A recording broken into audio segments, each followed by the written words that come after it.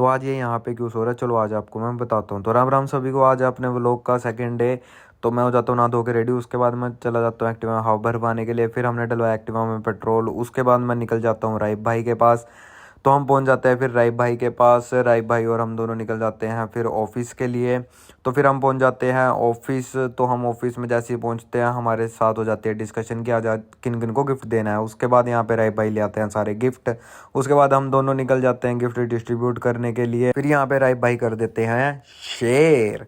उसके बाद यहाँ पे राइब भाई ने ले लेती है गन, और ये गन से फिर लग जाती है राइब भाई को थोड़ी सी चोट। उसके बाद हमने खाई यहाँ पे वेज बिरयानी। उसके बाद हम निकल गए थे दोनों ऑफिस के लिए। ऑफिस में पहुंचने के बाद यहाँ पे राइब भाई कह रहे थे कि भाई थोड़ा रेस्ट कर लेते हैं। उसके बाद यहाँ पे राइब भाई को इतनी नींद आ रही थी कि राइब भाई थोड़ी देर के लिए सो ही गए। उसके बाद हम दोनों निकल जाते हैं शाम को फिर से एक क्लाइंट को गिफ्ट देने के लिए। तो फिर हम दोनों निकल जाते हैं घर के लिए। फिर मेरे को आ जाता है फ़ोन, फिर मेरे को अपने कुछ भाइयों के पास जाना था, इनके पास मैं पहुंच जाता हूँ। यहाँ पे हमने थोड़ी सी करनी थी केक कटिंग।